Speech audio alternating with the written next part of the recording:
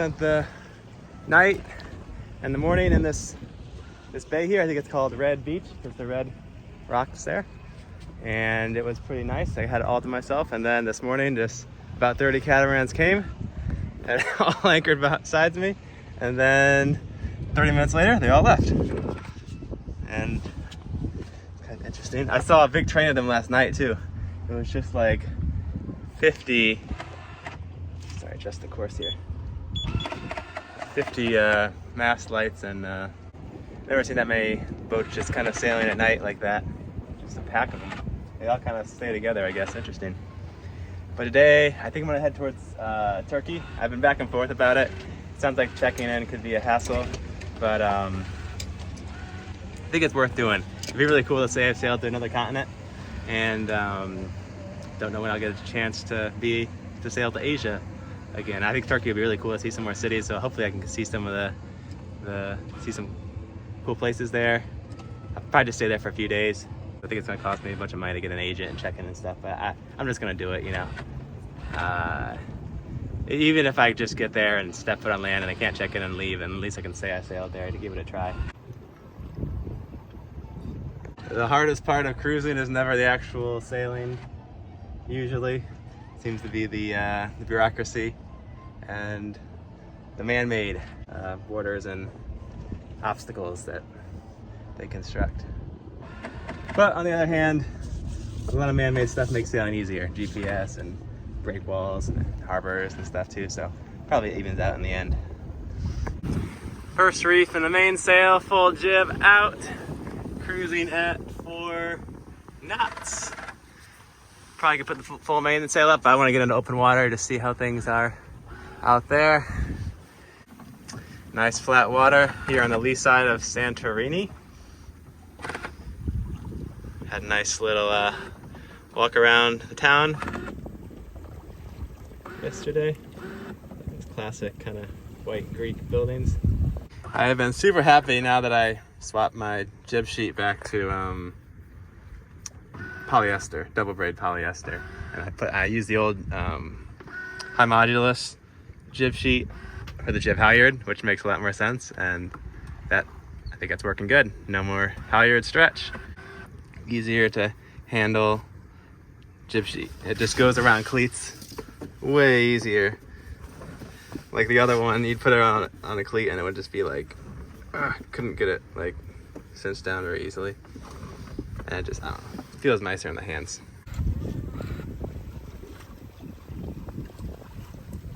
Oh my gosh, look how much salt this screen has got on it.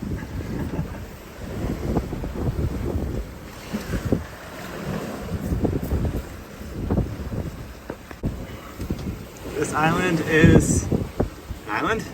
We're sailing past. We gotta go around it, and then we're gonna go to the next island over there.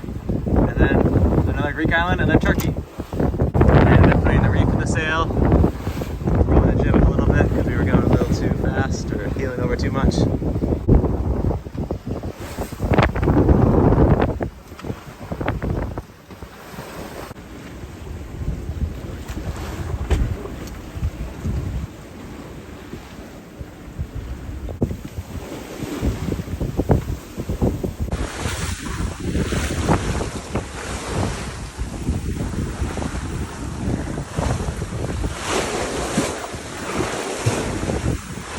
I'm trying to decide if I want to go on the windward or leeward side. That means upwind or downwind side of this island coming up here. And it looks like I can go on the windward side. The advantage of that would be I'm pretty much guaranteed wind, as long as I don't get too close to it. And also then I'll be higher, so if the wind changes, I'll have more, you know, leeway to bear off. So I don't have to beat into the wind later. It's kind of like investing in the future, sailing upwind, because that gives me the ability to sail downwind and be more comfortable. On the other hand, going to the leeward side of the island, the water would be nice and flat for a little bit, so we could probably go pretty fast. But the mountains might mess with the wind. I don't like the idea of that. I would also be giving up some of my windward progress, so if the wind was to switch against me a little bit more, then I might have to do some tacks, which wouldn't be good. I think I'm going to go above it, you know, just to keep my windward progress and waves aren't really too rough right now. Let's see if I can get some smarter move. Okay, it's steering us pretty well. I had the autopilot on for a while, but now just one vein. My lee cloth here. Oh man, it's just hanging on by a hair. It's been like that for months. See how long it finally lasts. Probably a big wave that throws me out and rips it off. The wind's really picking up out here. Doing 6 knots. I bared off so I could roll a little bit more jib up. And yeah, just adjust the course from here. Not to get pounded by a wave.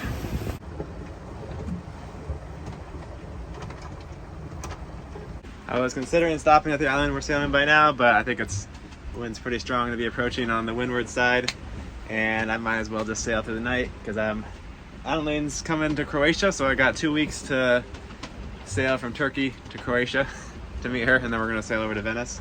Should be fun, but not a whole lot of time to lose. Hopefully the weather is good and I can make it. Otherwise, we'll have to find some other way to meet up. The winds have continued to increase. I was able to bear off a little bit, but now the wind's going faster, so it kind of canceled each other out. So I have the autopilot out there connected to the wind vane, and I'm realizing that's a pretty bad idea in like strong conditions because the boat's heeled over like 30 degrees, and just to make a few degrees of course adjustment, I have to like climb out into the cockpit at an angle and and then the wind vane's attached, right? So I got the lines going to the tiller, which I have to step over.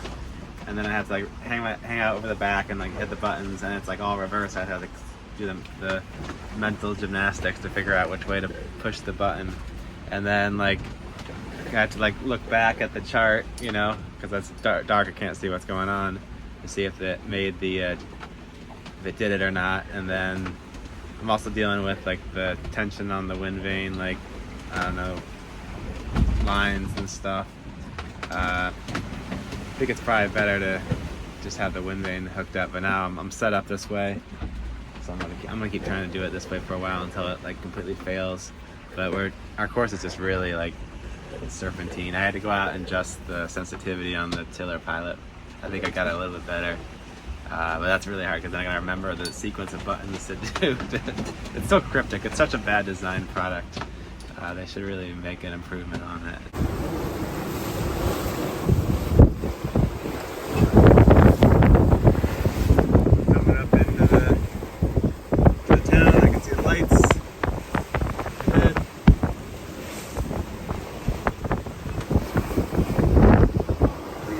Side of the island, and the winds stay the same and the waves die down, so we're moving along much more comfortably.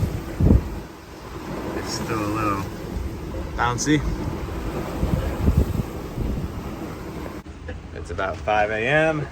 Should be there in an hour and a half, maybe less. Be looking forward to putting that anchor down and then going into deep sleep mode. There's also a little marina there, so maybe I can get a spot to take the scooter ashore so I can zoom around the island. I think it's pretty fun to see the whole island in a few minutes. Cool, I got a dock. First time in about a month. I think they ordered my spot. They came in. I got it seconds before them, and then they turned around. Hopefully I can stay here. We got ourselves a dock here. Marina. And here's the other boats over here. I didn't want to add more today because it's kind of windy.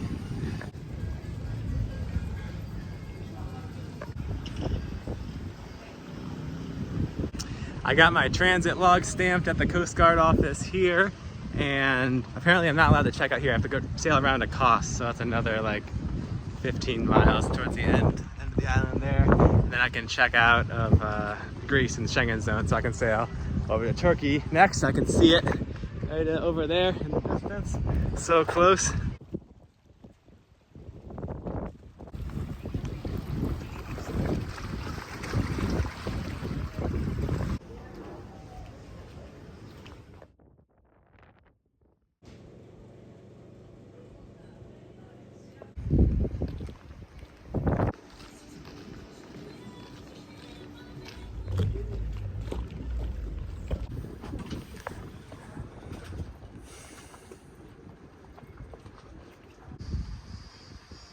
Now I got the scooter out and I'm gonna ride all around this island and use up a whole battery because it's just for fun. And there's a cool windmill, look at that.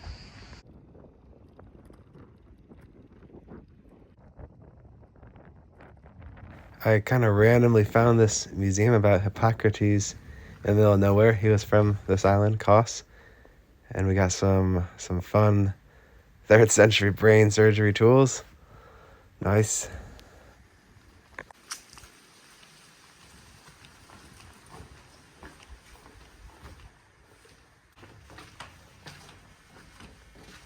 A place.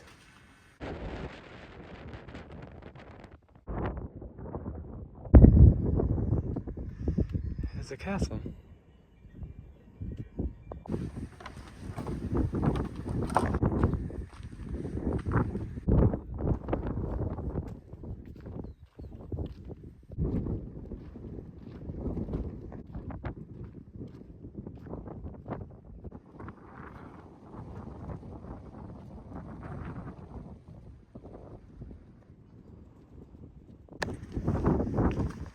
Stupid scooter died on me. I got like 5 miles to walk back. At least I can coast down the hills at least. But I said 2 bars and then it just went straight to 0. Skipped 1 bar. So this morning we're going to sail over to the end of the island. We got a little bit of a breeze, and I think we can just sail right out of the slip here. So that's what we're gonna do. It's about 10 miles to the end of the island, and then another 5 miles up to Kos, and we now have to go there to check out of Greece. I might just anchor at the end, or I might sail all the way around. We'll see. Maybe if I just pull us back a little bit first, I can just kick us off here. All right, we are free. Let's give us a little push off the dock. I'll pull out that jib. The back corner here. Push away from that.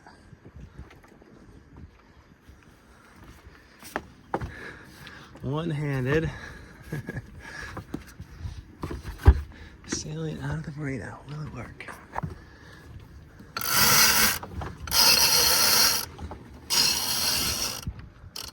Let's use the jib. Tag here. Okay.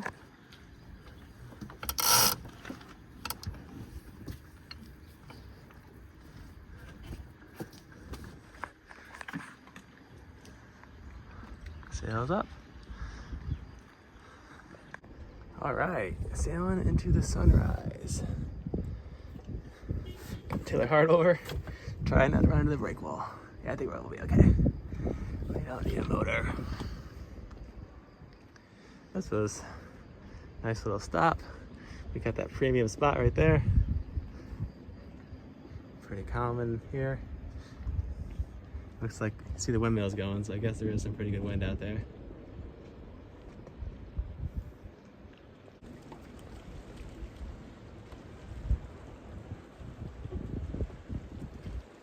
Sun rising over in Turkey.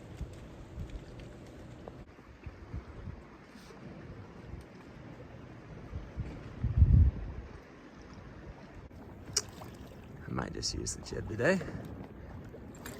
Kind of a broad reach. Works pretty good for that. So the wind is doing some crazy things because it's blowing over these mountains and just swirling around. You can see there's actually whitecaps right next to the mountains, although not right here where we are. Just a minute ago, the Windex was pointing one way and the sails were having the wind go the other way. So it's just all sorts of craziness. Looks like hopefully we're coming up on some wind here. But as it swirls, sometimes it comes from the other direction and then it goes back and forth. Yep, here comes the wind.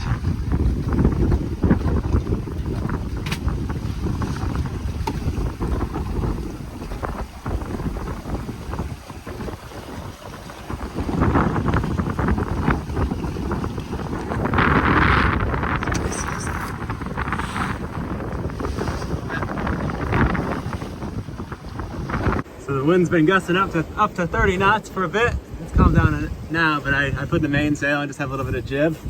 and we're doing 5.3 knots. Very fast. Does anybody know of a good way to manage the reefing lines? Like, I saw one boat once that had like kind of bungees on the back of the sail, so they could they would encourage them to stay attached to the sail when it was folded up. These drive me crazy. And then when the boat swings, they always grab the solar panels and lights and winches and things are around my neck. I hate having these lines hanging loose. I mean, I know I just need to put them in the bag, but until I get them in there, it's like I'm only one person. It takes me a while to get them in there, and they just hang here until then.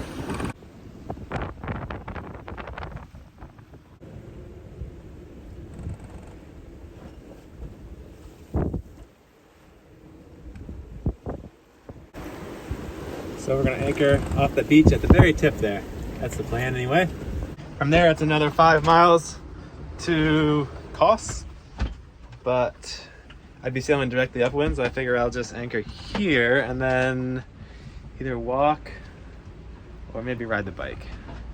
Probably see if I can put the bike in the dinghy and then ride the bike into town and check out, and then hopefully we'll still have enough time. I left pretty early. I left like 6:30 a.m. So hopefully still have enough time to sail over to Turkey today.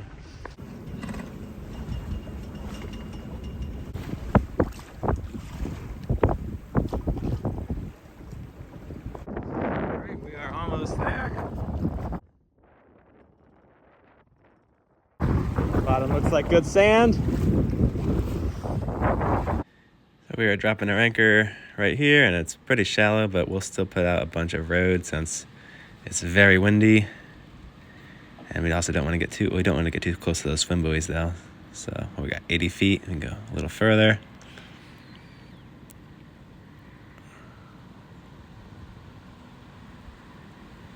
There we go. We got the Brompton in the dinghy. Not very far to row. Hopefully it stays dry.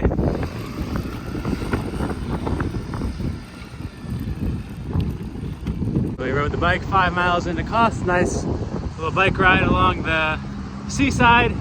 Just gotta find the port control office.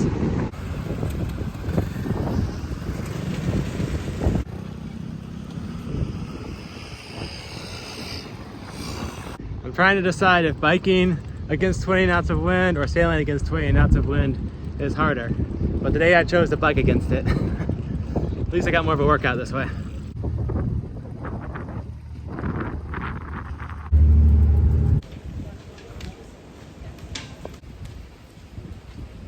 Okay, step one, port control office complete. Now to passport control, and then customs, and then back to port control office. So convoluted. Got stamped out of the passport control. Now just customs and one more trip to port police. All right, step 3, customs done. One more trip to port control. Well, that's all I filmed that day. I think that maybe walking around all afternoon searching for government offices to wait and fill out stupid paperwork was just a little bit soul-crushing for me. But in the next video, I sailed to Turkey, and it was super awesome. So stick around for that one. And a huge thanks to everybody who supported the channel, and also the people who joined the Patreon. For some reason, the YouTube kind of views and subscribers are really kind of flattened off the last few months, and the Patreon and other supporters have really kind of helped even out the YouTube's randomly seeming ups and downs. So you guys are helping out so I can keep making these videos. Got a lot of free time now because I'm off season, so gonna have a lot more videos coming out. I post them on Patreon without the ads until they go live on YouTube. So if the ads are getting to you, I'm sorry. I don't really have a control for how many ads YouTube is putting. I know it's gotten kind of ridiculous, and they just recently told me, like, I got a notification that I can no longer make them make them skippable. Like I used to have that option. I always said make them skippable, but now YouTube wants to make them all. I don't know. It's getting kind of out of hand. I agree. So if you want to, you can join the Patreon and make the ads kind of go away at the beginning. Other than that, see you guys next time.